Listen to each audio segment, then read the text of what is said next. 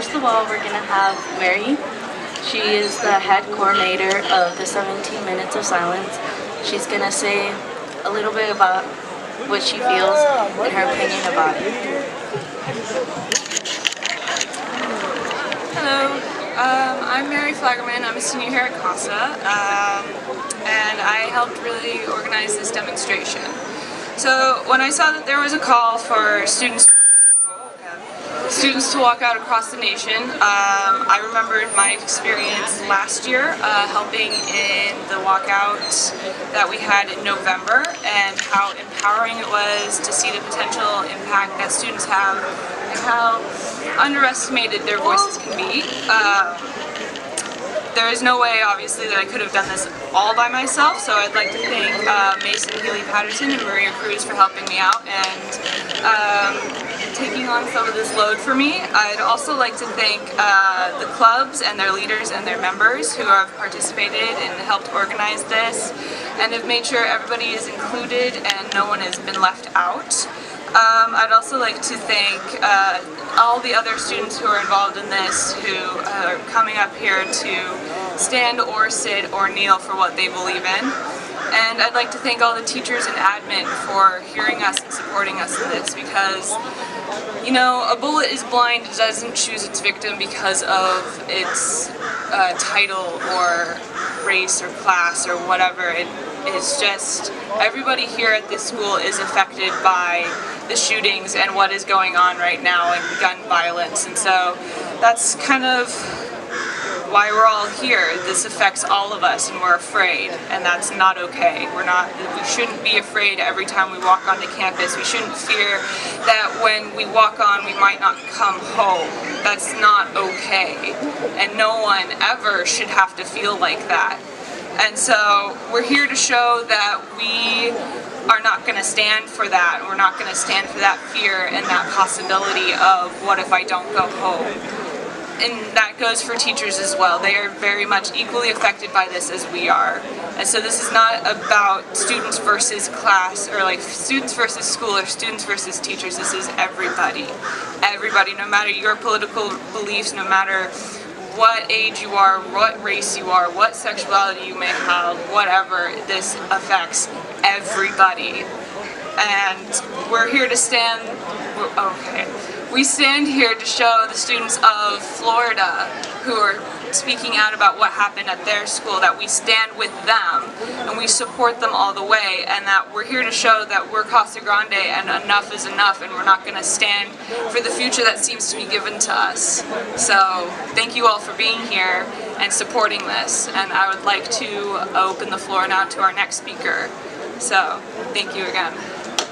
This speech is in honor of those who have lost their lives to gun violence. I do not know what it's like to watch a close friend die from being shot.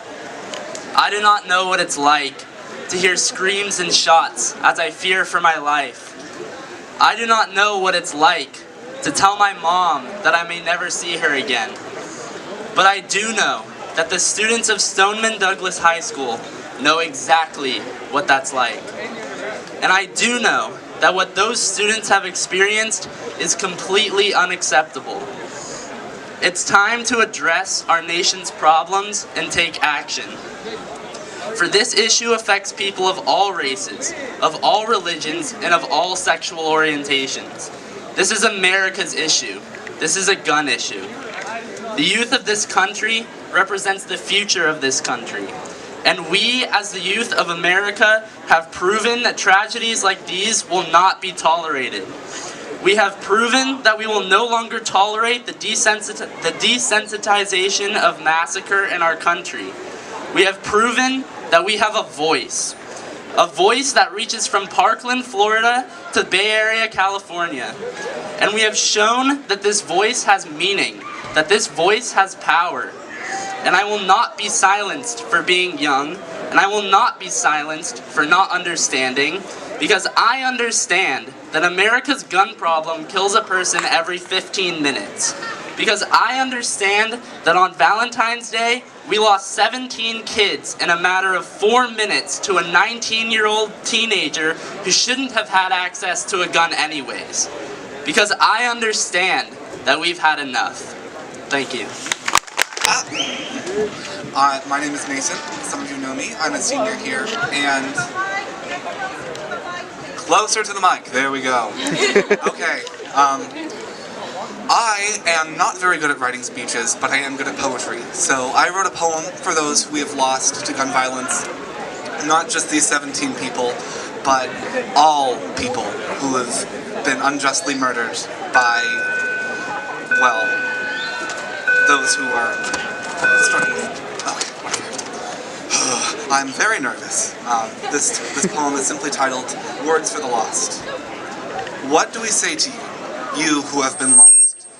Do we weep for you, hands outstretched to reach into the ether? What will we find there but the dust of a broken promise? A promise of safety in a place far away. What do, we small voices, we tiny specks, so removed from your great loss? We cannot reignite your flames, we cannot pull your essence from the dust, and yet we call across the distance between our worlds. We right this great wrong in the place of all of you who are so good and who deserve so much more. We extend to you our myriad hands, and from our throats, raw and hurting, we shout, we call, you are not forgotten. You are not forgotten. Thank you.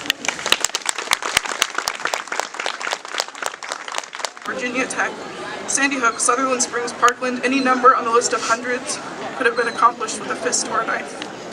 While officials avoid the truth like the plague, we the young people of America stand with our arms spread wide, hatred trained on our hearts like red laser aim. This is not a health issue, this is not a situation to blame. This is not a mental health issue, this is not a situation to blame the victims. Honor our students who can't be standing up for their right to live alongside us. Vote, rally, make yourselves heard. Justice for the 17, justice for the hundreds, justice for the lives we take away each moment that this country keeps the guns in the hands of the murderers. Thank you. I am an avid hunter. I love hunting. I am very interested in guns. They fascinate me. But what is happening in our country is not okay. I definitely think that we should have regulations on these things. People are dying every day to things like this, and change needs to happen. Most people here know me for bad things. I have a nephew and a baby niece. They don't know what's going on, and it's not okay that people are doing this. People blame mental health issues, and it's not the reason. Maybe, I don't know. In my opinion, it's not.